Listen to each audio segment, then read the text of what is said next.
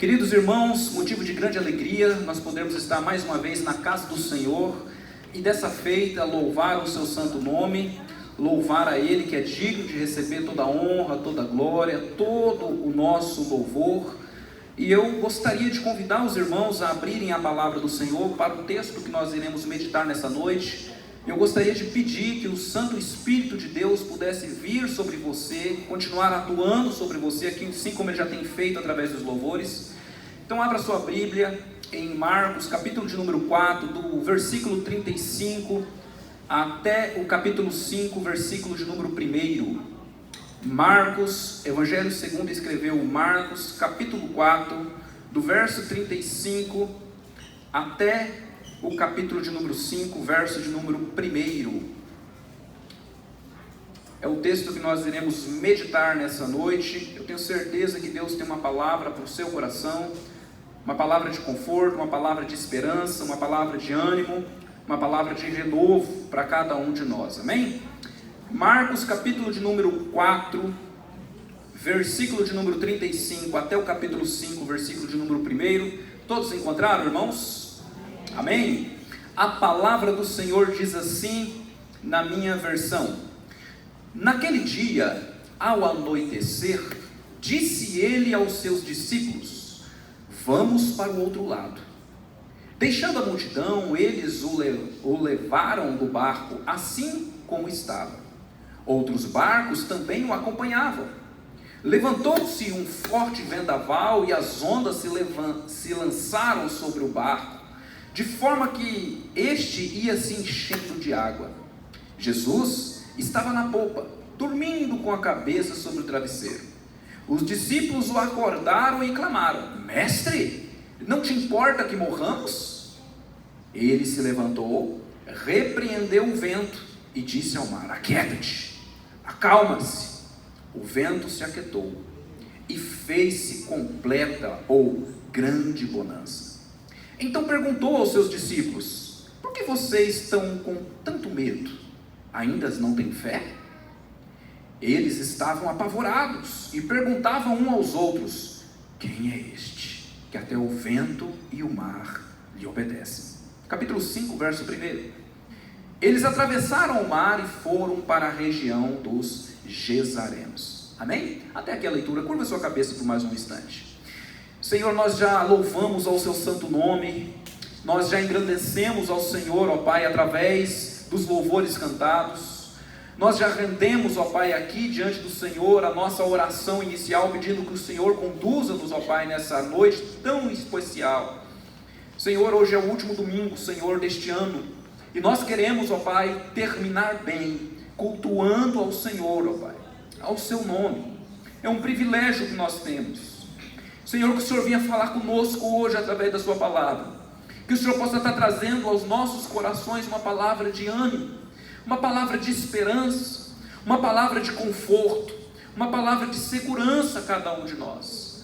Eu peço que o Senhor perdoe, Senhor, os nossos pecados, as nossas falhas, e eu peço que o seu Santo Espírito, um Espírito vivo, um Espírito atuante, venha entrar dentro dos nossos corações, fazer morada lá, abrir os nossos ouvidos, Senhor Jesus, e trazer-nos a sua santa palavra, a instrução da sua santa palavra. Assim nós oramos, Senhor, e te agradecemos em nome de Jesus. Amém. Amém?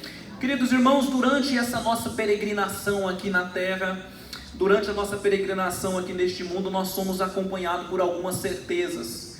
E essas certezas, via de regra, algumas delas são certezas inevitáveis. É certo, por exemplo, que independente como está sendo a sua noite ou como vai ser o restante da sua noite, o sol amanhã se levantará. É certo que por mais que você às vezes não queira, o tempo está passando, né? A canseira vem sobre o nosso corpo, os cabelos brancos começam a surgir. É certo também que um dia, mais cedo ou mais tarde, nós enfrentaremos a morte, por mais difícil que ela seja. Então a nossa trajetória aqui nessa vida, durante essa nossa peregrinação, é marcada por algumas certezas que são inevitáveis. Elas acontecem, queira nós ou não. Mas eu não quero falar de certezas que são talvez aí neutras ou certezas que são preocupantes. eu gostaria de falar de uma certeza que é uma certeza sublime. Eu gostaria de falar de uma certeza que é uma certeza maravilhosa, que é a certeza de que não importa qual momento você está passando na vida, o Senhor está com você. Essa é a maior certeza que nós temos, a certeza de que Jesus está conosco, de que a presença fiel de Cristo é conosco.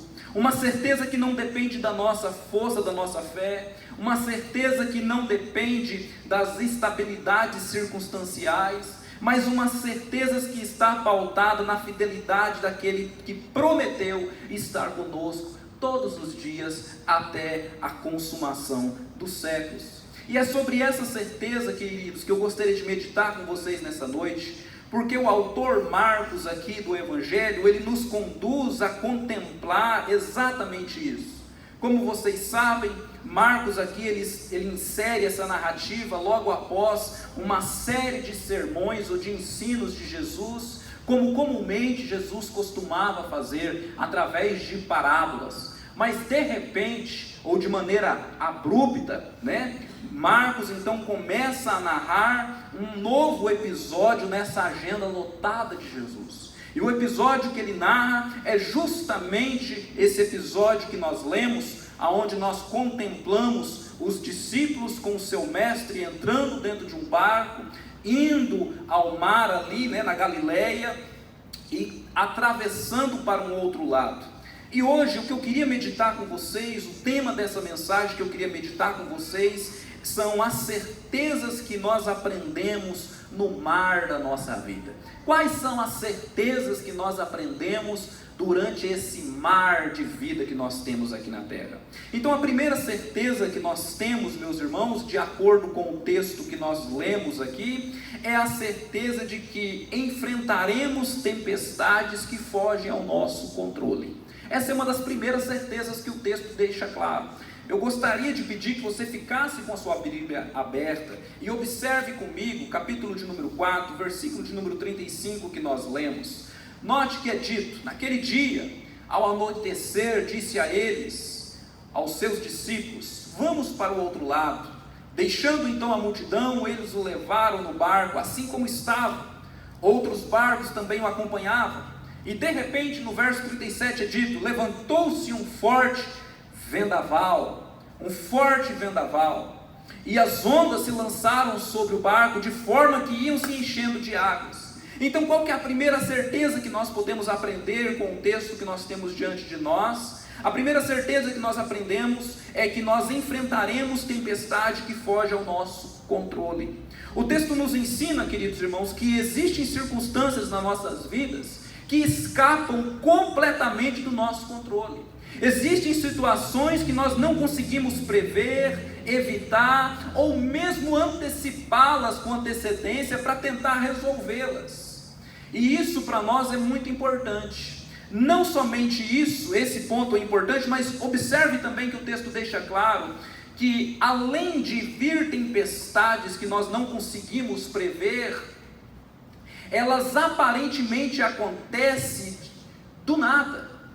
Quando tudo anda muito bem, observe que a narrativa não permite a gente ter qualquer tipo de pressuposição de que haveria uma tempestade naquele momento. O texto é narrado de tal forma que é abrupto a tempestade que vem sobre aquele povo. Da mesma forma como acontece com nossas vidas. Muitas das vezes nós passamos por dificuldades e problemas, e esses problemas eles vêm sem qualquer tipo de prévio ou aviso, eles chegam abruptamente. As coisas estão indo muito bem, as coisas estão indo de vento em polpa. Era assim que estava acontecendo exatamente com os discípulos. Marcos faz questão de deixar claro isso. Ele não quer que nós hoje, lendo esse texto, nos esquecemos de forma nenhuma. É por isso que Marcos aqui, ele tem o cuidado de dizer, nos versos 35, naquele mesmo dia. Naquele mesmo dia. Que dia é esse? É a pergunta que nós devemos fazer. E quando nós olhamos para o contexto imediato desse texto aqui, nós vamos ver que foi um dia muito frutífero, foi um dia muito abençoado. Jesus ele tinha acabado de vir de uma grande caravana, expulsando demônios, curando enfermos. Jesus tinha acabado de vir de uma grande caravana, desmentindo os falsos mestres, discipulando os seus discípulos um a um. Tudo estava indo muito bem, mas de repente, sem qualquer tipo de prévio aviso, do nada, não soprou um ventinho assim e começou a dar uma suspeita, não, foi de repente, uma tempestade se abateu sobre eles, da mesma forma como acontece conosco. Observe, irmãos, que esses pequenos detalhes, eles são importantes para que nós possamos tirar algumas lições valiosas.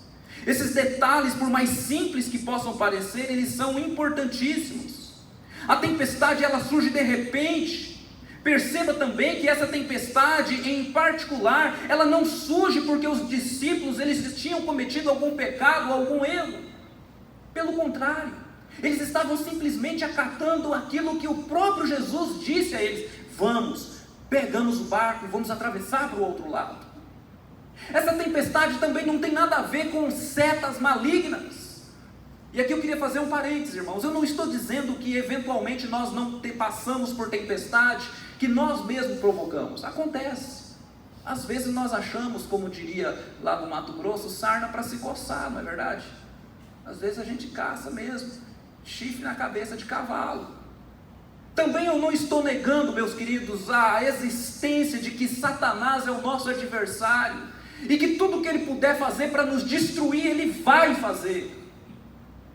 Mas nesse texto em particular, não foi nenhuma dessas duas coisas. Não foi porque os discípulos estavam em pecado, ou porque cometeram um pecado em particular. Não foram porque Satanás estava furioso e queria ceifar as suas vidas. O motivo pelo qual eles estavam passando por isso é que eles precisavam aprender algo. Eles precisavam amadurecer sobre alguma coisa. E o mais interessante do texto é que essa tempestade, quem os inseriu dentro dela foi o próprio Cristo. Foi o próprio Cristo. Isso nos ensina, meus irmãos, a nós desmistificar essa ideia de que toda crise, ela é consequência direta de um pecado nosso, pessoal. De que todo problema, ou toda tempestade, ou de toda calamidade que vem sobre nós é ataque constante de Satanás sobre a nossa vida. Nem sempre. Nem sempre. Observe, por exemplo, o nosso querido Jó. Qual foi o pecado intrínseco que aquele homem havia cometido para vir tamanha calamidade sobre a sua vida? Mas ele precisava aprender algo sobre Deus. É por isso que quando nós lemos a carta de Tiago, nós vamos ver Tiago exortando: tenha por motivo de grande alegria quando você passar por grandes tribulações. Nós não somos masoquistas, irmãos, que temos prazer na dor. Mas Tiago tem a compreensão de que quando nós passamos por tribulações, e essas tribulações, esses sofrimentos, esses devadeios dessa vida, essas tempestades que tanto nos aflora e que tanto nos preocupa, e que elas não estão ligadas diretamente ao pecado que cometemos, ou elas não estão ligadas diretamente a setas malignas, pode ser o próprio Deus nos lapidando, nos purificando, nos moldando. Deus faz isso também. Esse texto, irmãos, é fantástico para nós compreendermos que essa é uma das grandes certezas da vida. Uma das grandes certezas que esse mar dessa vida ensina é que vem tempestade sobre as nossas vidas, muitas vezes sem qualquer tipo de prévio aviso, muitas vezes sem uma explicação plausível. Elas vêm. Mas um outro ponto muito interessante que eu quero caminhar. Há também um outro ensino maravilhoso sobre isso. Outra certeza que o texto nos ensina, que é o meu próximo tópico, é a certeza que nenhuma tempestade vem sem um propósito. Nenhuma. Nenhuma tempestade vai vir sobre a sua vida, sobre a minha vida, sobre a vida dos discípulos que Marcos está narrando aqui, sem que haja um propósito específico. É certo então, irmãos, que todas as tempestades que nós passamos, elas têm um propósito pedagógico para nós. Elas têm um propósito pedagógico. Como eu mencionei, Tiago, capítulo de número 1, do verso 2 ao verso 4, ele é categórico em dizer: tem de motivo de grande ânimo por passares por grandes provações, sabendo que as provações vão gerar em você perseverança. E a perseverança vai te lapidar de tal forma que você vai ser um homem perfeito. Você nota? Tem propósito por passar.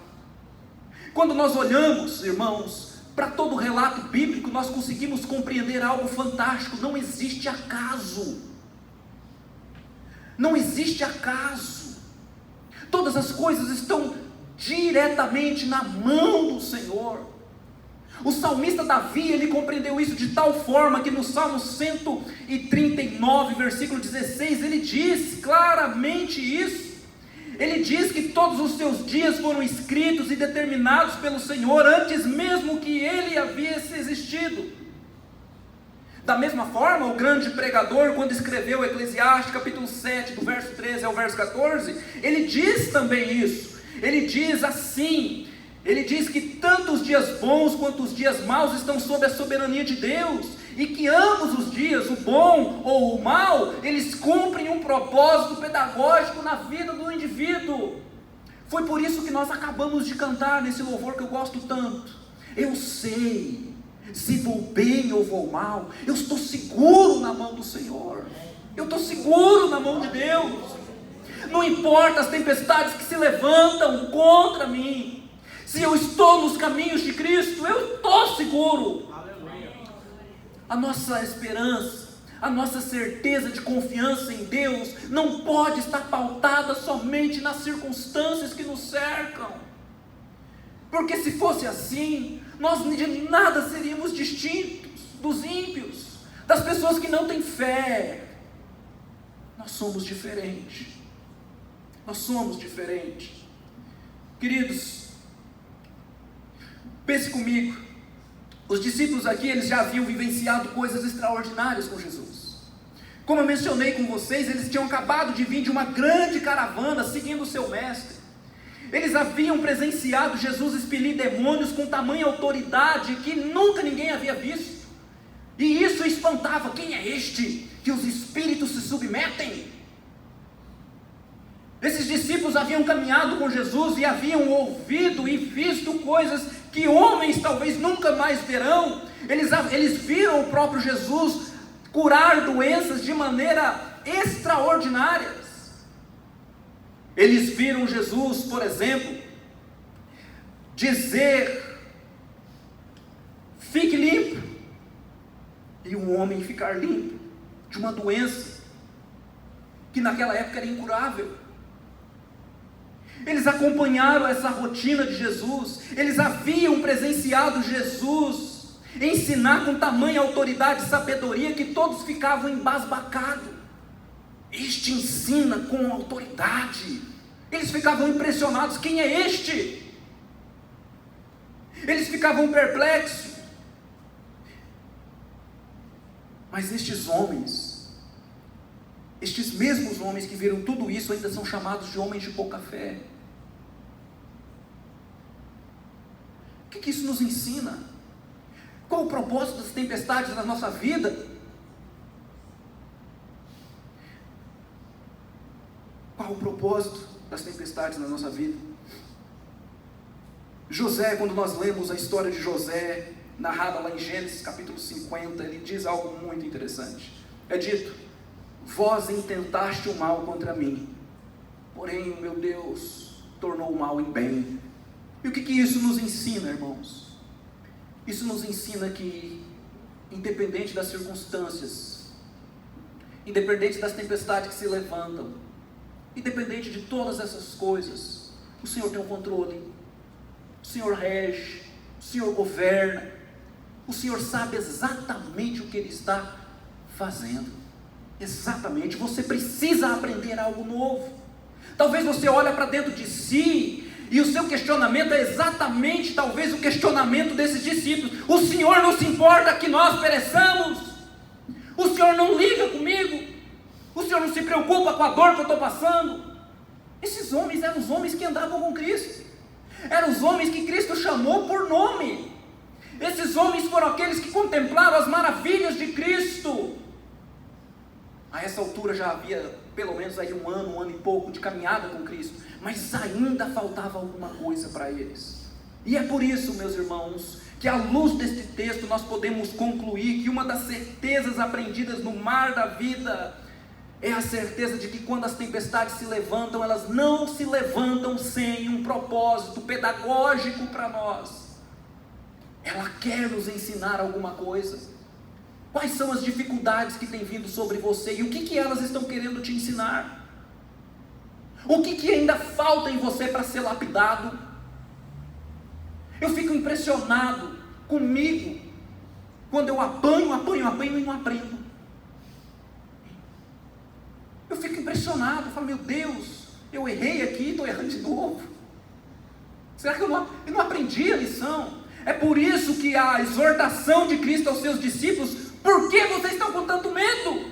Será que ainda falta alguma coisa? Vocês não perceberam quem eu sou? Quem eu sou? Por que vocês são covardes? Caminhando, meus irmãos, caminhando para o meu terceiro e último ponto, para nós irmos para algumas lições importantes. Quais outras certezas aprendidas no mar desta vida? E aqui eu queria trazer algumas aplicações importantes que julgo ser importante para o texto. Outras certezas aprendidas no mar dessa vida é que as tempestades, elas nos ensinam. As tempestades, elas nos ensinam. E o que elas nos ensinam? Elas nos ensinam que nem sempre essas tempestades são consequências de algum pecado que cometemos ou algum ataque do inimigo, como eu mencionei. Nem sempre.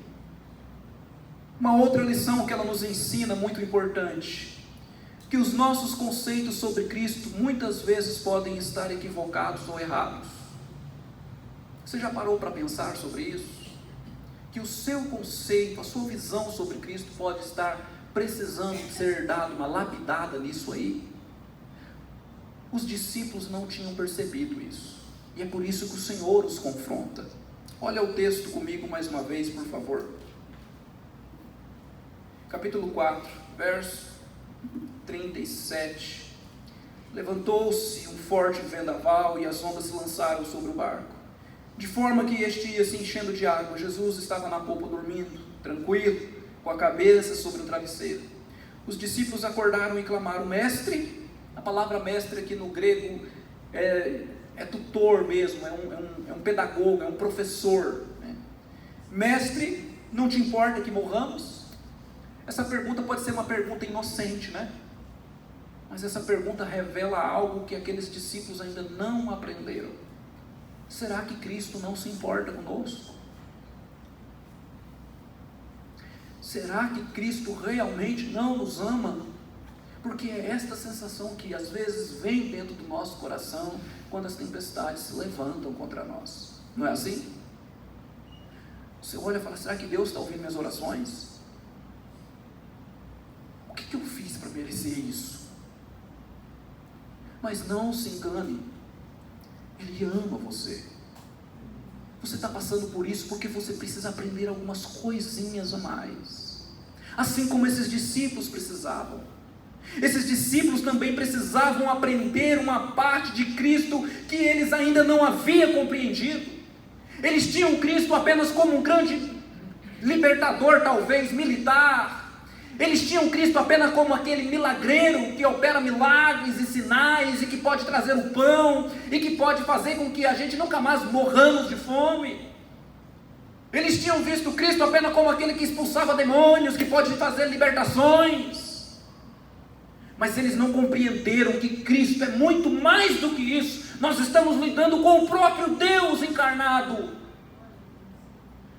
É por isso que hoje mais cedo eu falei isso. Você tem ideia do que é ter o próprio Deus junto a você o tempo todo? O que isso te ensina?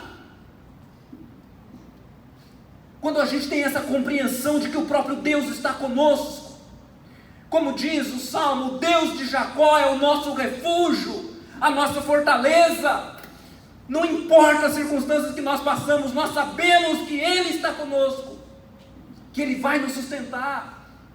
O quadro muda, a expectativa muda, a confiança muda. Mas quando nós pensamos que Ele é apenas um milagreiro, que Ele é apenas um libertador que expulsa demônios somente, quando nós pensamos que Ele é apenas alguém que multiplica pão, mas nós não entendemos que Ele é o próprio Deus, que pode trazer uma mudança drástica na sua vida, que pode mudar a sua vida do dia para a noite, que pode tirar essa tempestade e trazer bonança, como Ele fez aqui. As coisas mudam. O Senhor pode fazer isso, irmãos. Ele pode. Por quê? Porque Ele é Deus. Não há nada que detenha o seu poder. Ele é Deus. Uma outra lição muito importante que nós tiramos, meus irmãos, que nos ensina aqui, além dos nossos conceitos errados sobre Cristo, sobre a pessoa de Deus, é que não importa o tamanho da tempestade, ou quanto as águas pareçam nos submergir. É bem verdade que quando a água bate no nosso pescoço, a gente desespera mesmo.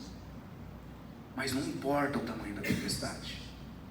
Não importa se as águas estão emergindo e vindo sobre você. Não importa se o barco está prestes a afundar. Se você tem Cristo contigo, você está seguro. Você está seguro. O texto diz isso, o texto mostra isso para nós. Uma outra lição que nós entendemos, ou que nós podemos aprender aqui, irmãos, é que também não importa o tamanho ou ainda a maturidade da nossa fé. E aqui eu preciso fazer uma ressalva. Eu não estou dizendo com isso de que a nossa fé deve ser o tempo todo pequena, frágil. Não é isso que eu estou dizendo. O que eu estou dizendo é que isso não impede Deus agir na sua vida. Lembra daquele pai com um filho completamente endemoniado? E os discípulos nenhum conseguiram expulsar. E quando ele se apresenta a Jesus, ele diz: mestre, tem de misericórdia. E Jesus o pergunta: você tem fé? Qual que é a resposta do pai? Pai, né? Qual que é a resposta dele? Mestre, me ajude na minha pouca fé. Eu te pergunto, acaso aquele jovem continuou endemoniado ou Cristo o libertou? Acaso aquele pai, ele teve que ver o seu filho naquela prisão terrível que ainda estava, ou ele foi liberto mesmo com sua pouca fé? É por isso, irmãos, que Jesus, ele é chamado de Salvador. Aleluia. Ele é chamado de misericordioso. Ele é chamado de todo amoroso por conta disso. Porque mesmo diante de fé imatura, mesmo diante de fé pequena, Ele ainda age, Ele ainda opera. Peça ao Senhor que te ajude nisso. Senhor, eu estou sucumbindo, as ondas são grandes demais, a tempestade é muito forte, as incertezas, as dúvidas, as aflições, o medo tem tomado conta de mim, e a minha fé parece tão pequena. Não se esqueça, Ele age independente às vezes da sua pouca fé, porque Ele ama você. A pergunta é: Ele está contigo? Ele está com você? Caminhando para o fim, irmãos, uma outra lição muito importante que eu queria encerrar nesta noite. O que nós aprendemos? Quais são as certezas que nós aprendemos aqui nesse texto? A certeza de que se Cristo está conosco, certamente nós concluiremos a nossa jornada. Você vai concluir. Vocês devem ter notado que eu pedi para você ler também o capítulo de número 5, versículo 1, não foi? Observe o que o texto diz. E eles atravessaram o mar e foram para a região dos Gesareus. O que isso aqui te ensina?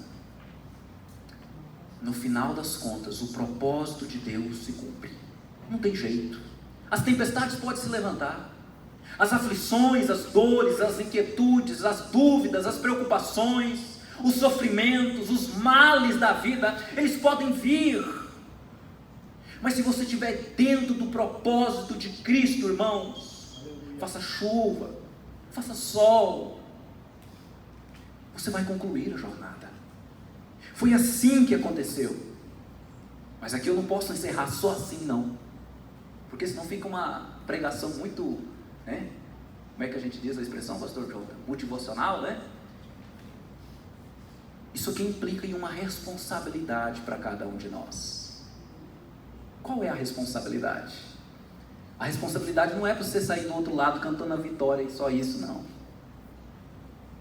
A responsabilidade que esse texto nos mostra é de que a missão que Deus outorgou a cada um de nós, ela não pode parar. É por isso que você vai vencer. Não é para você zombar da cara dos outros que não venceu, mas é para você continuar na missão que Deus chamou você para fazer. Note que o texto é exatamente esse. E eles atravessaram o mar e foram para a região dos Gadarenos, aonde acontece o quê? Aonde acontece a libertação de um homem completamente possesso por demônios. E através desse homem, muitos gadarenos são salvos para o reino de Cristo. Aleluia. Este é o motivo pelo qual eu e você continuaremos nessa batalha.